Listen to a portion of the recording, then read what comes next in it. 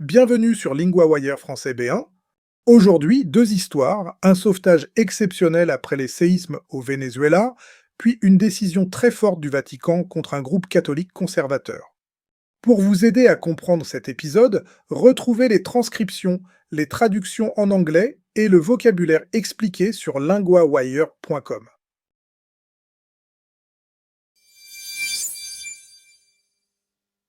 On commence au Venezuela avec une nouvelle rare, à la fois dramatique et porteuse d'espoir. Claire, vous suivez les catastrophes naturelles pour LinguaWire. Que sait-on? Un homme, Hernan Gil, a été tiré vivant des décombres 8 jours après les deux séismes qui ont frappé le Venezuela le 24 juin. 8 jours sous les décombres, c'est très long. Où était-il bloqué exactement? Il était piégé sous un parking à plusieurs étages qui s'est effondré pendant les tremblements de terre. Les secours s'avèrent depuis longtemps qu'il était encore vivant. Oui, il l'avait localisé plus de 100 heures avant de pouvoir le libérer. Ensuite, les équipes ont dû avancer très lentement, presque centimètre par centimètre. Ce n'était donc pas seulement une course contre le temps, c'était aussi une opération très délicate. Exactement. Il y avait environ 140 tonnes de décombres au-dessus ou autour de lui. Un pompier chilien a décrit le sauvetage comme l'opération la plus complexe et la plus difficile techniquement qu'il ait connue. Comment les secouristes ont-ils compris qu'il y avait quelqu'un à cet endroit? Un secouriste de la Croix-Rouge costaricienne, Alan Madrigal, a entendu dimanche de faibles appels à l'aide venant des décombres. Dans un bâtiment détruit, avec du bruit et beaucoup de tension, il a dû se demander s'il entendait vraiment quelque chose. Oui, il a raconté qu'au début, il ne faisait pas confiance à ses propres oreilles. Il a demandé à un collègue de confirmer qu'il n'imaginait pas ces cris. Et après son sauvetage, comment allait Hernan Gil? Selon Alan Madrigal, il est ressorti dans un état étonnamment bon. Il a même dit aux journalistes que Jill était ressorti parfaitement bien, une phrase qui décrit bien sûr le tout premier moment après le sauvetage. Cette bonne nouvelle arrive malgré un bilan humain très lourd. Oui, le bilan communiqué jeudi soir faisait état de 2595 morts confirmés et des dizaines de milliers de personnes sont encore portées disparues. Donc ce sauvetage ne change pas l'ampleur de la catastrophe, mais il a une force symbolique importante. Tout à fait. Pour les familles qui attendent encore des nouvelles, un survivant retrouvé après 8 jours donne un moment d'espoir.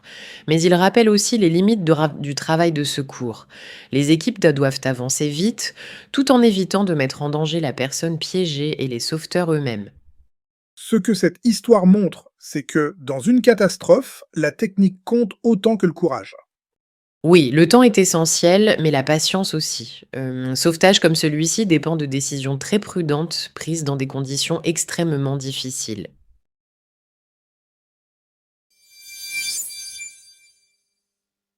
Notre deuxième sujet nous emmène au Vatican. Hugo, vous suivez les questions de religion et de société pour LinguaWire. Quelle décision vient d'être annoncée? Le Vatican a annoncé l'excommunication des 6 évêques de la Fraternité Saint-Pie X, un mouvement catholique conservateur en rupture avec la ligne officielle de Rome. La décision peut aussi concerner certains fidèles laïcs. Le mot excommunication est très fort. Dans ce contexte, qu'est-ce que cela signifie? Cela signifie qu'une personne est exclue de la pleine communion avec l'Église catholique. C'est l'une des sanctions religieuses les plus graves dans l'Église. Pourquoi le Vatican a-t-il pris cette décision maintenant? La décision est arrivée le lendemain de la consécration de 4 nouveaux évêques par la Fraternité Saint-Pie X, malgré une instruction directe du pape Léon XIV de ne pas le faire. Donc, au centre du conflit, il y a la question de l'autorité. Qui peut consacrer des évêques et sous quelles conditions? Oui, pour Rome, consacrer des évêques contre l'ordre du pape touche directement à l'unité de l'Église. La décision concerne seulement les évêques ou aussi les fidèles ordinaires? Le décret vise les 6 évêques du groupe. Il dit aussi que les membres laïcs qui adhèrent formellement à la fraternité doivent être considérés comme schismatiques et excommuniés. Mais le Vatican a ensuite apporté une précision importante. Oui, le Vatican a clarifié que tous les membres ne sont pas automatiquement excommuniés. La sanction concerne ceux qui participent habituellement aux célébrations de la fraternité et qui partagent formellement ses positions doctrinales. C'est une nuance essentielle, parce que la fraternité compterait environ 600 000 fidèles dans le monde. Exactement. Dire que 600 000 personnes sont concernées ne veut pas dire que chaque personne est visée de la même manière. Le Vatican a aussi indiqué que ceux qui quitteraient la fraternité seraient accueillis de nouveau avec affection. D'où vient ce mouvement?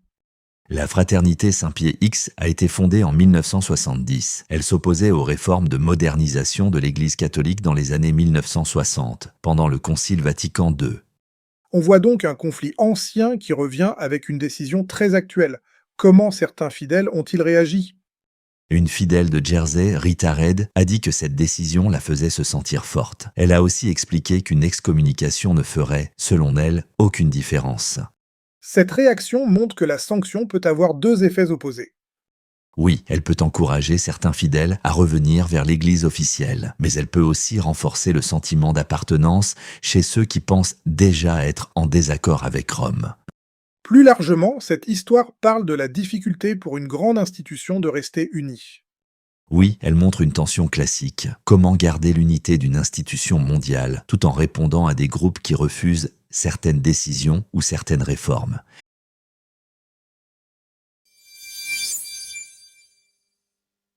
Passons au récapitulatif de langue. Première partie. 3 expressions utiles pour parler d'une catastrophe et de ses conséquences. Première expression, être piégé. Cela veut dire être bloqué dans un endroit, sans pouvoir sortir. Dans l'histoire, Hernán Gil était piégé sous un parking effondré. Nouvel exemple. Après l'orage, 2 voitures sont restées piégées dans un tunnel inondé. Deuxième mot, les décombres.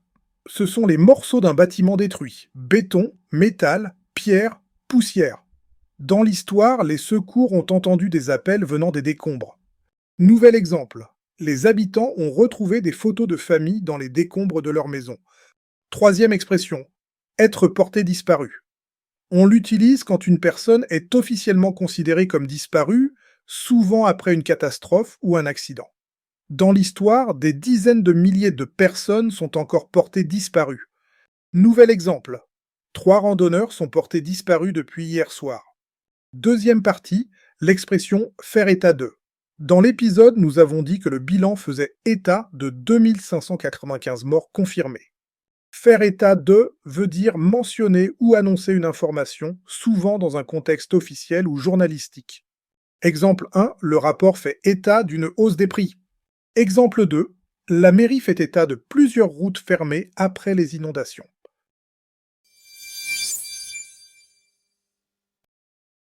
Want more than 2 stories a day? Sign up at linguawire.com for the free daily digest. 4 short stories in French with English translations, matched to your level, in your inbox every morning. Set up your free subscription at linguawire.com.